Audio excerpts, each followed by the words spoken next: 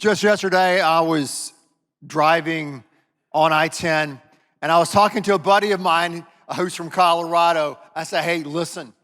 I go, I am on I-10 right now, and to my right, there are 24 horses and 2 wagons.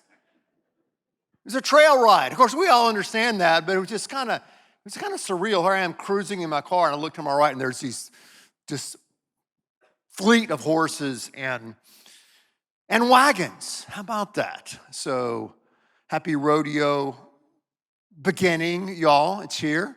Let's hear a yeehaw. That's not bad. That is not bad.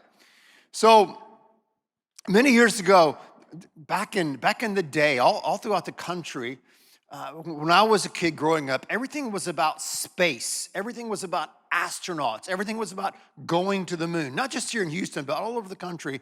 That's what it was about. So that kind of spawned a lot of shows about science fiction and about space. Of course, you had, back in the 50s, you had the Twilight Zone, and you had, eventually you had, even before Star Trek, you had Lost in Space, right?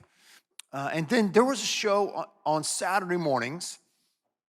Why it was on Saturday mornings when little kids were watching TV, I do not know, folks, but it was a scary story, a scary show to me. It was called The Land of the Lost. And The Land of the Lost is about this very innocent family, a single-parent family, the Marshall family, their dad, Rick, and their 2 kids, Will and Holly. And somehow they got caught in an alternate universe, and they were trying to find their way back home. They were trying every episode about trying to find their way back into the world, back on planet Earth. And the whole time when they were gone, they were always confronting these weird humanoid characters called Sleestaks. Yes, we have some scholars in the house today. Sleestaks. And they were just, it was kind of I would kind of watch it, but not kind of watch it. But I thought about that show recently for some reason, and as I was getting ready for today's message, and I thought about just that title, The Land of the Lost. And I thought about our country the last 5 years. And I feel like our country and our culture, we're lost. And I feel like we're living in the land of the lost. In other words, as a people, as Americans, we've kind of forgotten who we are. We've forgotten, where we are, and we don't know where we're going. It's very difficult to find some things that we can unify over in the culture in which we live. So it's kind of like we're like that family, the Marshall family, and we're living in the land of the lost. Now, not only are we lost as a culture, I feel, we're adrift as a culture. We don't know where we are. We don't know who we are. We don't know where we're going. We don't know how to find our way back home. We don't even know what home is. We're also lost individually, existentially. When you're lost, you don't know where you are, right? We've all been lost physically, right? We've been lost maybe in the woods or the forest, or lost as we're on a hike somewhere and we don't know where we are, or before we had these marvelous inventions, GPS on our phones, we could get lost on a trip. We've all been lost, but we've all been lost probably existentially, if you would, or metaphorically lost. Like, man, where am I going in my life? How did I wind up here? How do I get back there? And we feel lost. So lostness kind of stirs up a lot of emotions in us. I don't know about you, but I can't keep up with all the initial phrases and letters. Like when I'm communicating with my kids and they're sending back all these letters, these abbreviations, I don't even know what they mean. I have to look them up. But I learned one this week, and I like it a lot because I think it describes what it's like to be lost. And that's the initials FUD. Have you ever heard of FUD? Do you know what FUD is? F-U-D, FUD. FUD stands for fear, uncertainty, and doubt. And I thought about that in the context of being lost. When you're lost on an individual level and you don't know where you are, you're trying to find your way back home, you're living in the land of the lost, you have a sense of FUD, don't you? Fear, uncertainty, and doubt. Someone found this scribbled on a painting in a Southern California cafe many years ago. Someone wrote, "I have taken the pill. I have hoisted my skirts to my thighs. I've dropped them to my ankles. I've rebelled at the university. I've skied at Aspen. I've lived with 2 men, married 1, earned my keep, kept my identity, and frankly, I'm lost." Here's what I discovered in my 35 years on planet Earth, give or take, plus or minus. It's easy to get lost. It's easy to get lost. No matter who you are, no matter what you know, it's just easy to get lost and to find yourself living in that land. Now, the good news is Jesus Christ talked to us a lot about lostness. He has a lot to tell us about living in the land of lost and what he desires to do about that. And one of the ways that he did that was through telling stories. If you know anything about Jesus Christ, you know that he was a master storyteller. And many of the stories that he told are called parables. And today we're going to look at some stories he talks about as it connects with living in the land of the lost. So if you brought a Bible with you, if you have a Bible, turn to the book of Luke. It's the 3rd book in the New Testament, Matthew, Mark, Luke. If not, we have a Bible on the big screen, so you can read it along with us if you want to, as we listen to what he has to say in these powerful stories about living in the land of the lost. I love Luke 15. This entire chapter rocks the Casbah, to go back to the 80s. Here we go. Now, verse 1, Luke 15.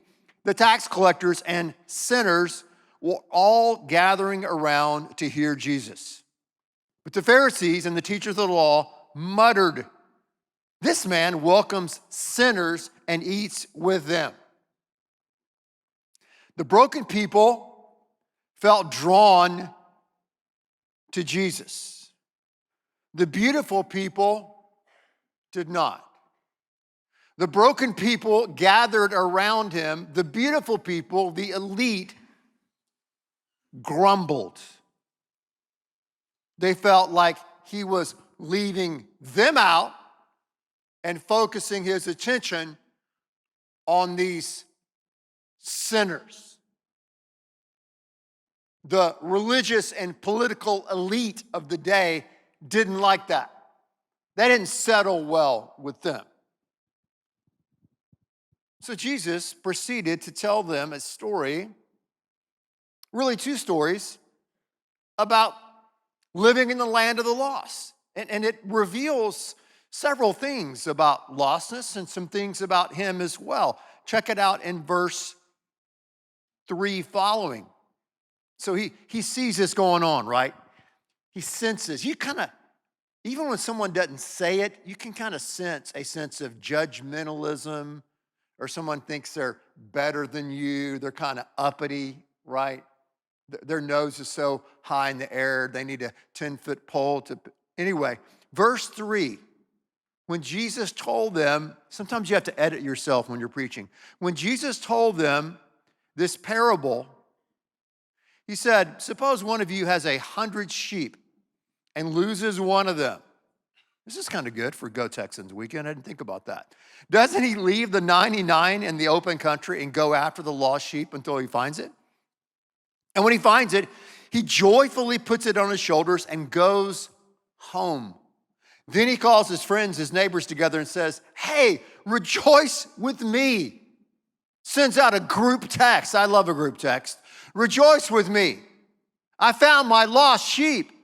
I tell you, in the same way, there will be more rejoicing in heaven over one sinner who repents. That means they change their mind, they change the direction of their life, than over 99 righteous, you could put that in quotes, people who do not need to repent.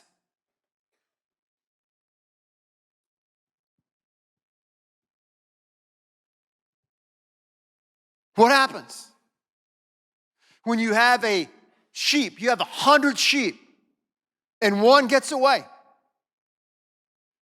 What does the shepherd do? The shepherd leaves the 99 and goes in high-speed pursuit of the lost sheep. Jesus says, that's what I'm all about. If you're wondering what I'm all about, if you're wondering what my message is about, if you're wondering why I am here in this spot in Israel during this time, it is to seek those who are living in the land of the lost. That's why I am here. I'm going to go after that one. I'm going to go after that one. I'm going to find them, and I'm going to bring that one all the way home. Isn't that great news? That's encouraging to me. That's comforting to me that when I, like a sheep are not the brightest light in the chandelier, okay? When it comes to animals. That's my understanding. And when I wander away, when I drift away into the land of the lost, that God is going to seek me out. God is going to seek you out to bring you all the way home.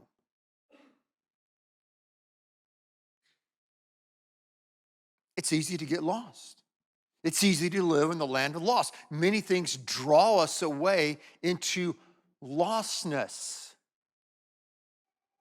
My senior year in college, I'd grown up in the church. I'd studied the Bible. I'd sought to practice the things, the teachings of Jesus. But during my senior year of college, I started to doubt prayer. I'd wonder why my prayers were not working.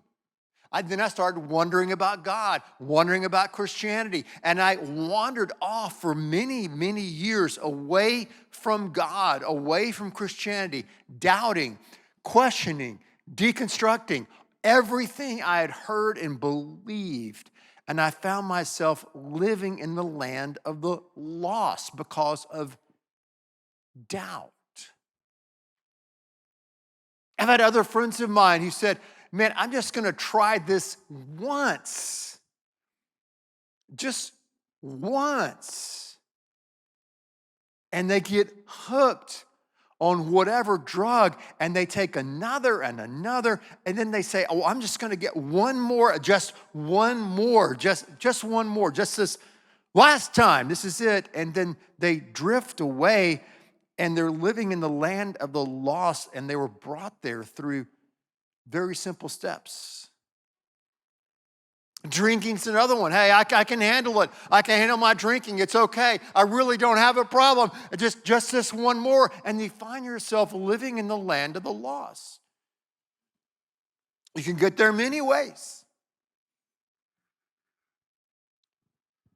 But what's amazing that I've discovered in my life, in working with so many people, and also in my own life personally, that when we are lost, God always has some kind of a shepherd that comes in our life to start to bring us home if we are listening and if our eyes are open. He brings us back home. If he loses one, he goes after the lost one. And he keeps going after that one until that one is found. Then Christ says, let me tell you another story. Okay? He goes, look at verse 8 following. Look, he tells another story. He goes, suppose a woman has 10 silver coins and loses one. Doesn't she light a lamp, sweep the house, search carefully until she finds it? And when she finds it, she calls her friends together, yet another group text, neighbors together, and says, rejoice with me. I have found my lost coin. In the same way, I tell you, there is rejoicing in the presence of the angels of God over one sinner who repents.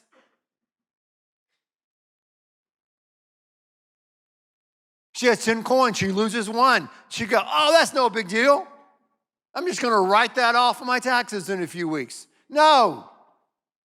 Why? She went and she said, hey, I've gotta find that coin. I've gotta light a lamp. I've gotta search under every nook and cranny, and I've gotta find that lost coin. Why? Because the coin was of great value to her. So think about this. The greater the value, the harder, the more intense the search. And that's what Christ is trying to communicate to these folks here that are gathered around him. He's talking to two groups of people, those who know they're living in the land of the lost and those who are living in the land of the lost, the Pharisees and religious leaders, but don't know it. He's saying, I value lost things. I value lost people. And so many times we think, well, I don't feel valuable. I don't feel worthy. Well, how do you determine the value of anything? How do you determine the value of anything? How do you determine the value of this beautiful, I don't know what it is, plastic, plexiglass, Wonder Woman-like pulpit? How do you determine the value of it? Thank you. How do you determine the value of this microphone? How do you determine the value of that chair? How do you determine the value of those ostrich boots right there? How do you determine the value of something? It's very simple, I think. You determine the value of something by what someone is willing to pay for it. What someone's willing to pay for it. That determines the value. So when we look at our life, when we look at our value in the eyes of God, you may feel like you're lost or swimming in the sea of doubt like I was or whatever, and you wonder, how am I valued? God values you so much that he came down to earth to seek you out. Christ dies on a cross, rises again in your place to show you how much he values and loves you. And before Christ sacrificed his life on a cross, he went and he valued people. He valued people. He told stories. He met them where they are. He met their needs. He listened to them. He healed them. He helped them to say, every single person is valuable to me and to your Father in heaven.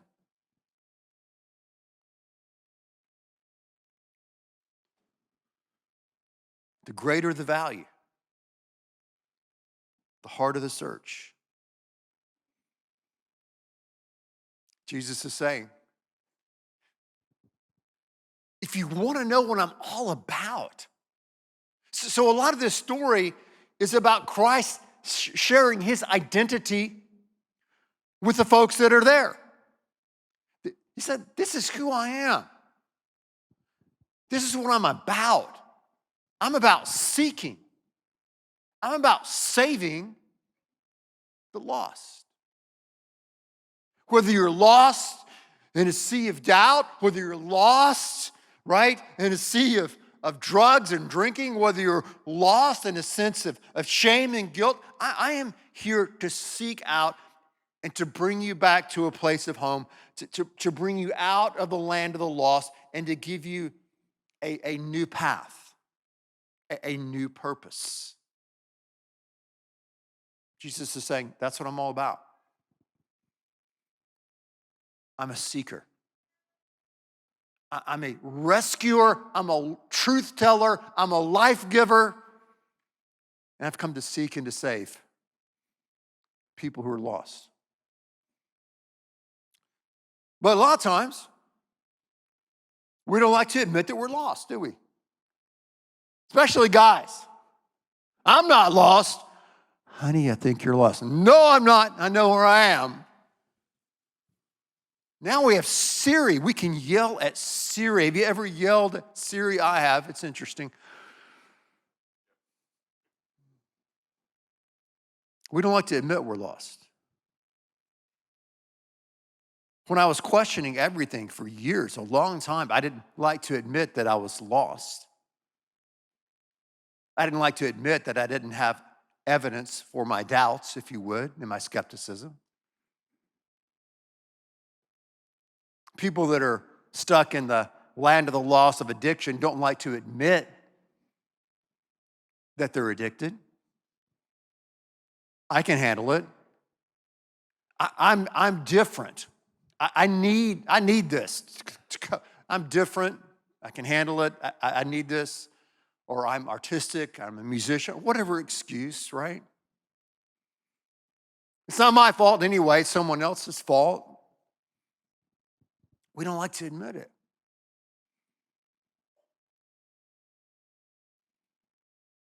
In order to get out of the land of the lost, we have to admit that we are lost. And you can just say that to God. God, if you know that, say, God, I'm lost. Help me find my way back home. I do not want to live in the land of the lost. Or maybe you say, well, hey, I don't know if I am or not. God, show me, right? Show me. Just pray that to God. He sees you. And what else here is so great is this whole context, isn't it? In both of the stories of the lost sheep and the lost coin is the whole deal about community, isn't it? Right? Like, when something good happens to you, what do you like to do? I like to tell someone about it. You don't just hold it to yourself. Man, something good happens to you. Man, something good happens at work. Something good happens at school. Something good happens financially. Man, you want to tell someone, right? You accomplish something in your life, you want to tell someone. That's what happens in this story. And where do you go? You go to community. And that's where we go, the community, the church. And we celebrate and we rejoice. Man, way to go. That's awesome. God celebrates. It's kind of wild, isn't it? But so much of our life is reflective of this other realm, this God realm, this heaven realm. God celebrates, angels celebrate in heaven when someone who was living in the land of the lost makes that turn, confesses, comes to receive and experience the grace of God in their life, and there's a celebration. Isn't that great? A celebration when someone does that.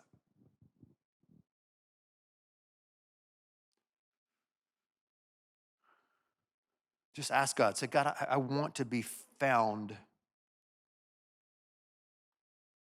by you.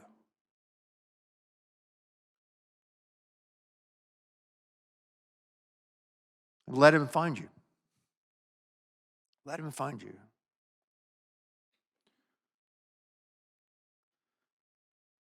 John, we'll just call him John because that was his name. He served in the British military many, many years ago, and John was living in the land of the lost, and he knew it. He was rebelling against God. He was wild, he was rough, he was mean, he was cruel.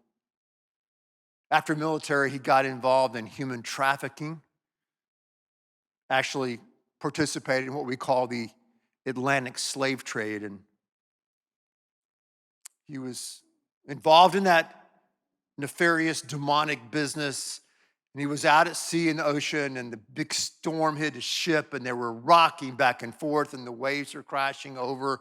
And it was at that moment of life and death that John realized, my life is messed up. I am lost. God, if you will get me out of this storm and save me, I will turn away from this crazy life. I will turn away from this dirty, evil business, and I will follow you. And somehow, some way, God answered that prayer. And it radically changed John's life. He quit the business. He started following God. And he spent the rest of his years on earth, there in Britain, across the pond, trying to abolish slavery. He was a man's man, a tough guy. He was no poet. But you would probably recognize this bit of poetry that John wrote down years ago, when he wrote, "Amazing grace, how sweet the sound that saved a wretch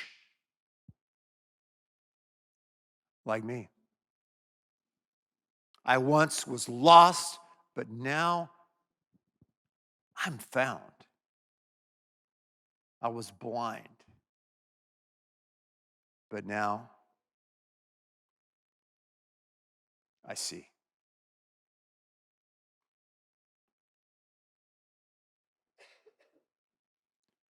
Pray with me. Lord God Almighty,